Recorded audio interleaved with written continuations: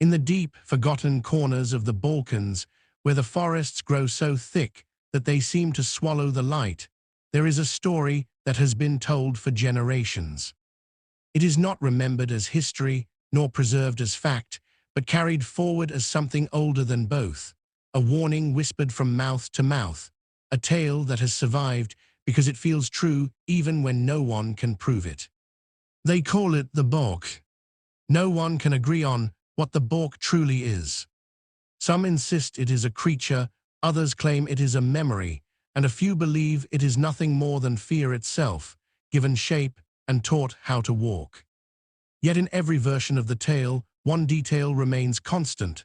Something is always there, hiding in the places where light does not reach, waiting in silence, patient and unyielding. The word Bauk itself carries a heavy sound, echoing the clumsy rhythm of something dragging itself forward. In Serbian, it is tied to the verb boljati, which means to stumble or move awkwardly, and from that sound the name was born. To the villagers, the shuffle and broken gait became a sign of danger, a reminder that silence was never safe, and that the world was never truly empty. Children were taught to listen carefully, because the Bauk was said to live in those silences. It was believed to linger in old wells where the water had grown dark and still, in collapsed houses where the wind sighed through broken windows, and in forests so dense that even sound seemed to vanish before it could escape. If you listened closely, you might hear it moving, not running or hunting, but dragging itself forward in a slow, uneven rhythm, a sound that made the skin crawl and the heart race. Parents did not tell their children about the Bauk to amuse them. They told the story so the children would not disappear. Do not go near the well. Do not enter the abandoned house. Do not walk into the forest after the sun has gone. Because the Bauk is there, waiting for those who do not listen, waiting for those who stray too far from safety. In some villages, Bauk was imagined as a heavy, bear-like shadow, half animal and half something else, a hulking figure that could crush and devour. In others, it was described as formless, a moving absence that could not be defined, a shadow that forgot how to stay still. This uncertainty made the fear spread even further, because the human mind cannot fight what it cannot understand, and the imagination fills the gaps with horrors greater than any reality. The Bauk was not alone in the Slavic imagination. There were other creatures, like the Drekavac, born from the souls of unbaptized children and said to scream in the night, or the Karakondula, a demon that haunted crossroads and winter nights, or the restless spirits that wandered graveyards and rivers. Yet Bauk was different. It was not tied to religion or ritual, but to silence itself, to the places where the world felt empty but was not, to the shadows that seemed to breathe when no one was watching.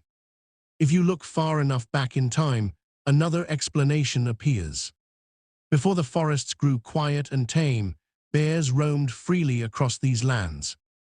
They were powerful, unpredictable, and often unseen until it was too late. For people living in wooden villages and stone valleys, the forest was not a place of beauty, but a place of risk, a place where survival depended on caution. And when the bears disappeared from certain regions, their memory remained. But memory is not stable. It changes shape when passed from mouth to mouth, generation to generation, firelight to firelight. A bear becomes a shadow becomes a story, and a story becomes something else entirely.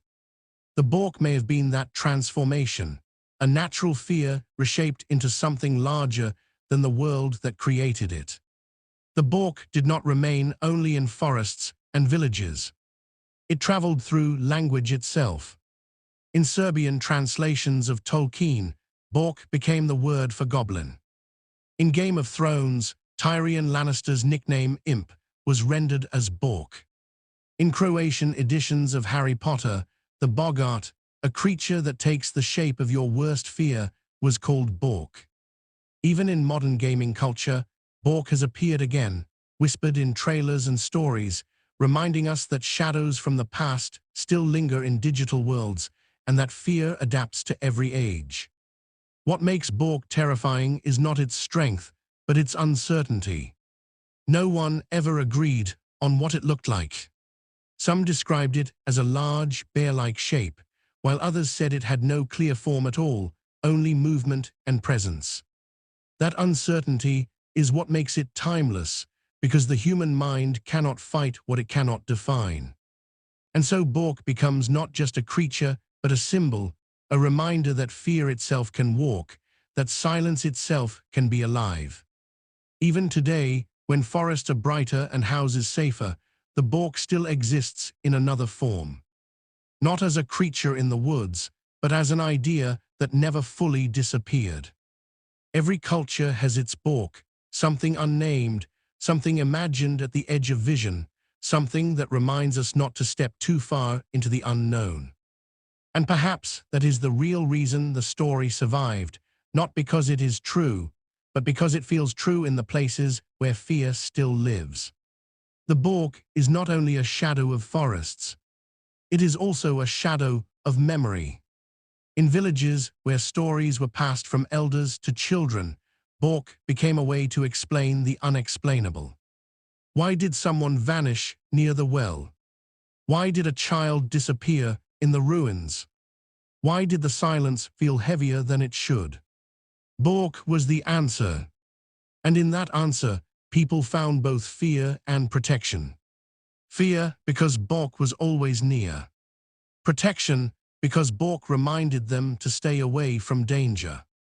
It was not only a monster. It was a teacher, a guardian disguised as terror. Generations carried the story forward. Around fires, in whispers, in warnings. And each generation reshaped Bauk a little more. Sometimes it was a beast. Sometimes it was a shadow. Sometimes it was nothing more than a feeling. But always it was there. And perhaps that is why Bauk still survives today. Because Bauk is not just a creature of the Balkans. Bauk is a creature of the human mind. Every culture has its Bauk. Every people have their shadow. The name changes.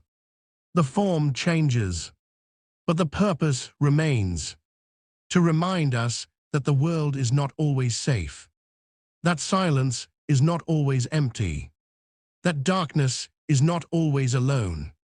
So when you hear the shuffle of steps where no one should be walking, when you feel the weight of silence pressing against your chest, when you sense that something is watching from the edge of the firelight, remember the Bauk. Thank you for listening to the story of the Bauk. If you enjoyed it and would like to hear more fascinating tales from folklore and mythology, please consider subscribing to the channel and leaving a like. Your support helps us bring these stories to life.